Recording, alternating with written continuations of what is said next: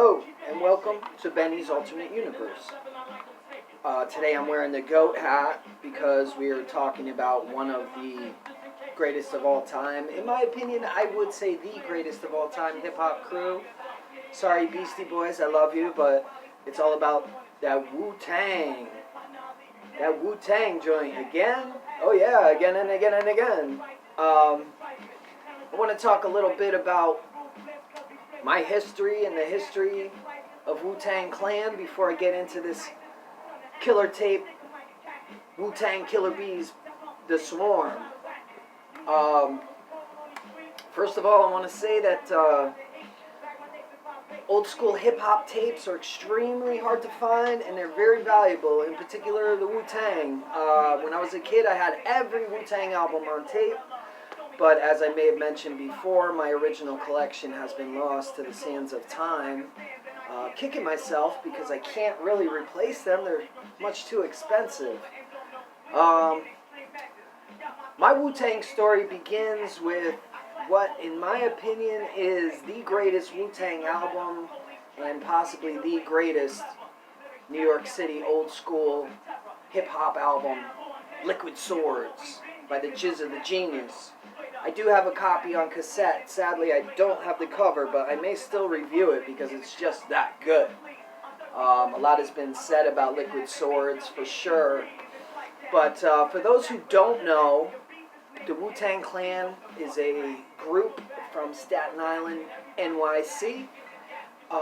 They have 9 members.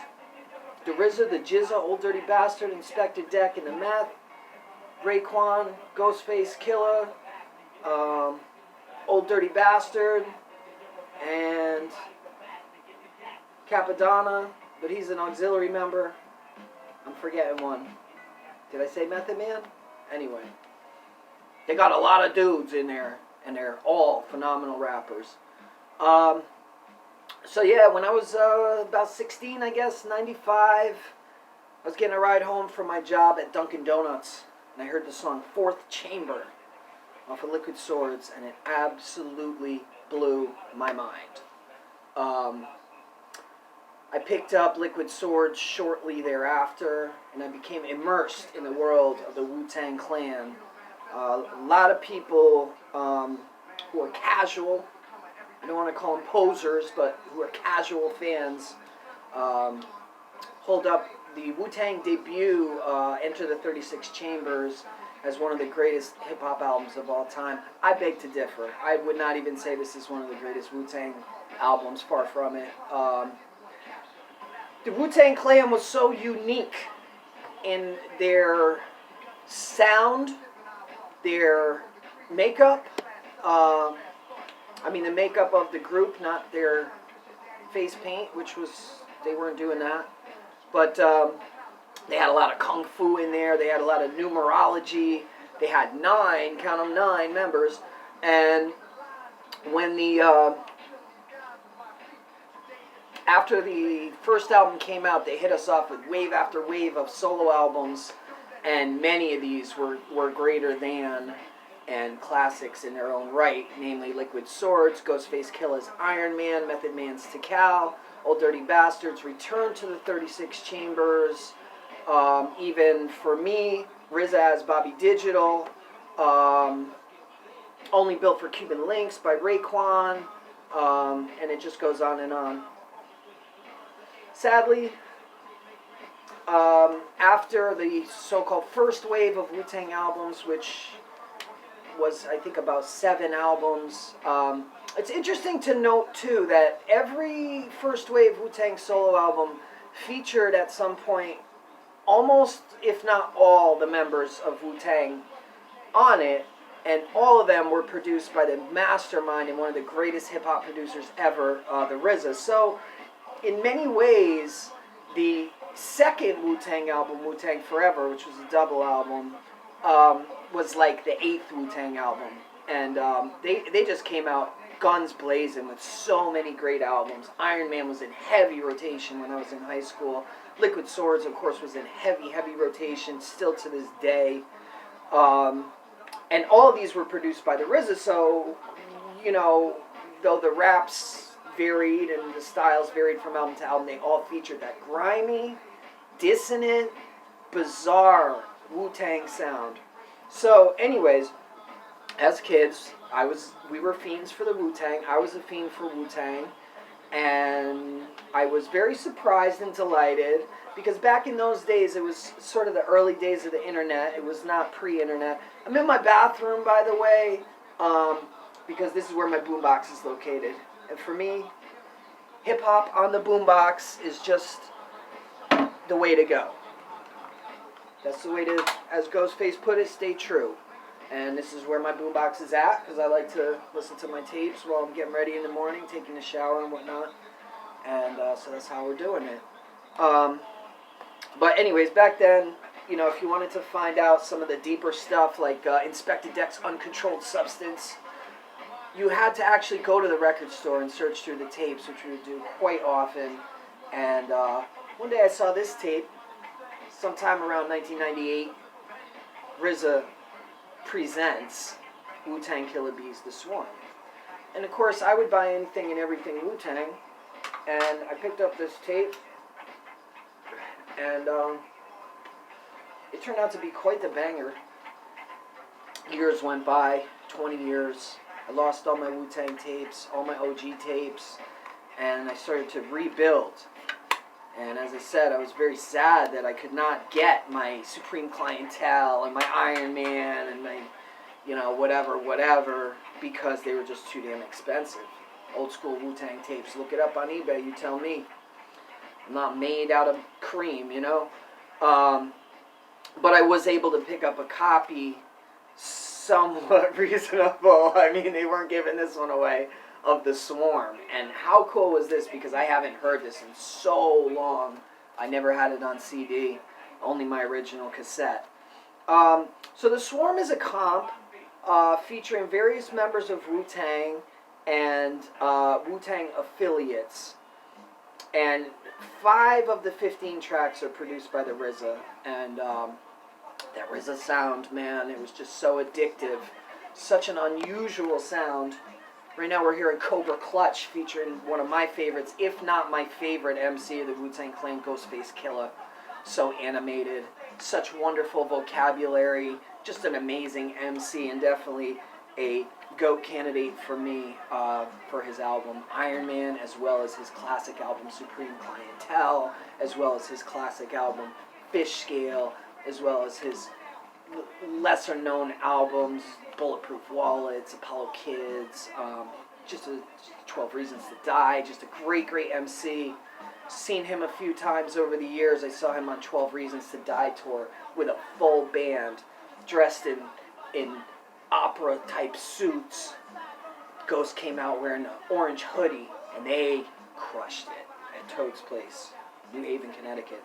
Anyway, without further ado, Wu-Tang Killa Bees The Swarm is an awesome tape for those of you who are Wu-Tang heads, who love lyricism, who love bizarre beats. This song Cobra Clutch is the bomb, by the way. Another RZA production, I believe. Cobra Clutch. Oh, produced by Mathematics. Mathematics comes through with some great stuff as well. And AIG. I don't even know what AIG stands for. Who is AIG? All I know is that they're friends of the Wu-Tang. Comes through with some killer tracks. The Legacy is the opener on the album, and Bronx War Stories has some killer, nasty lyricism. There's a lot of gritty lyricism on Co-Defendants, Bronx War Stories. I love the lyrics on Where Was Heaven, very poignant. You know, hood life, hood stories.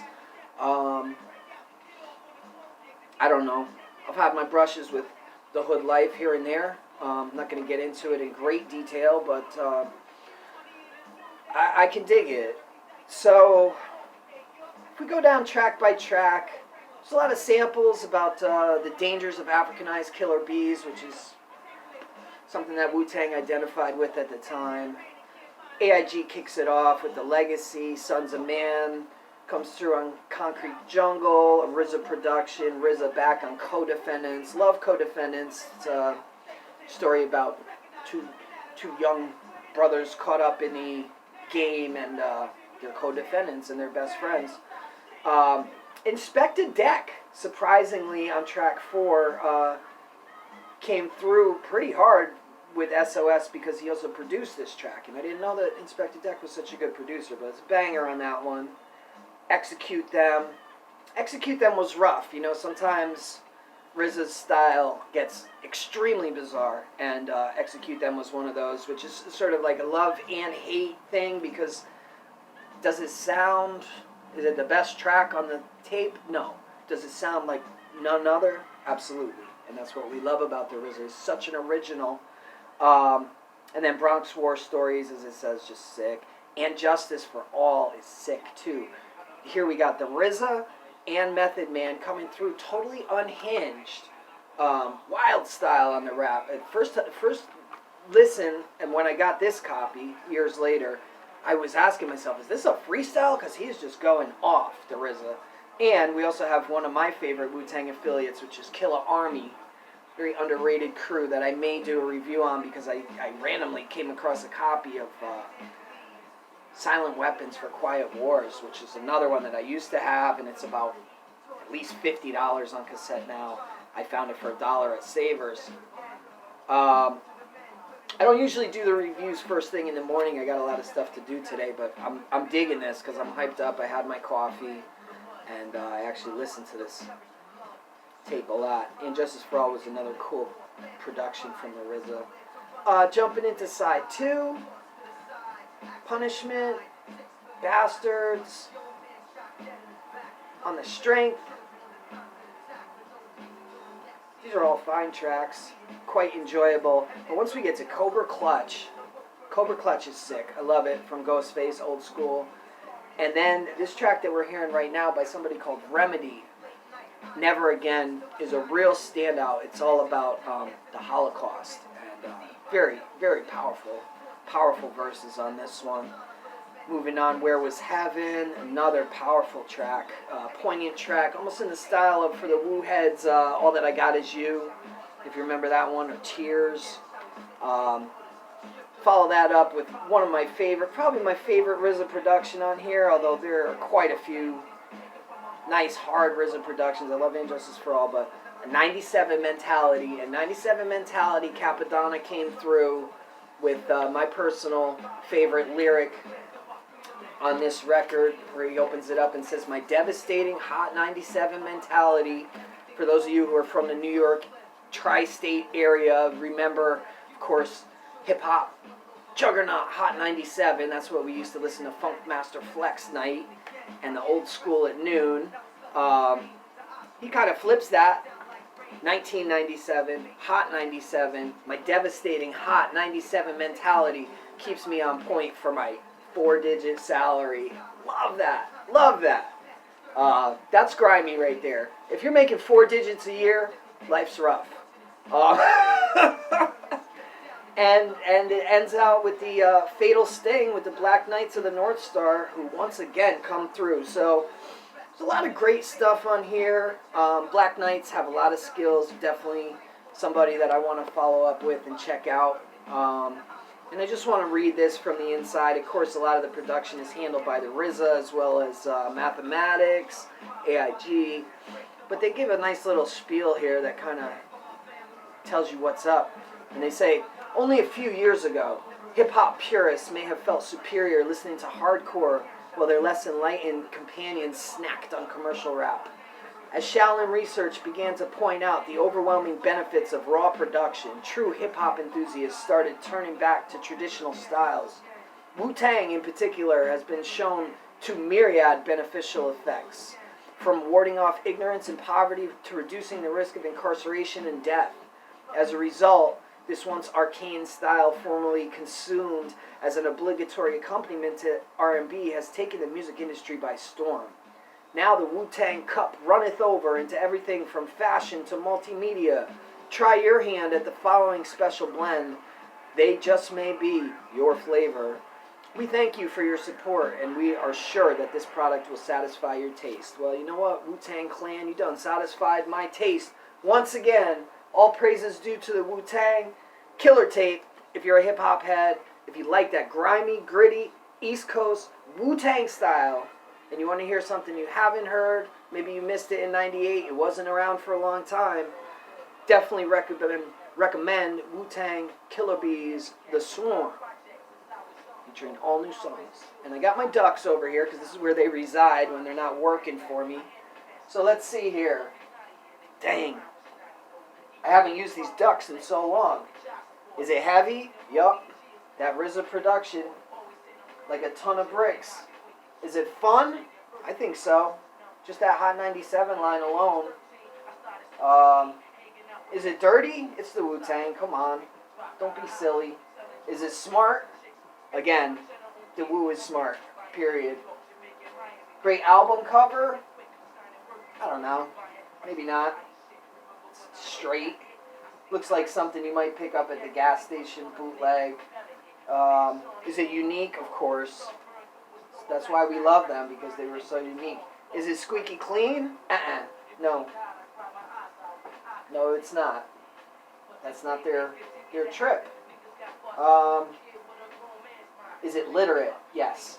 Every Wu-Tang joint has its degree of literacy. Kind of forgot what all these ducks are for. It's been a minute. No, we'll say 8 ducks. We'll say 8 out of 10 for the Swarm. It's been fun, man. It's glad we got a chance to talk about some Wu-Tang right now, and I will be busting out the boombox some more because I got quite a few hip-hop tapes that I want to talk about soon.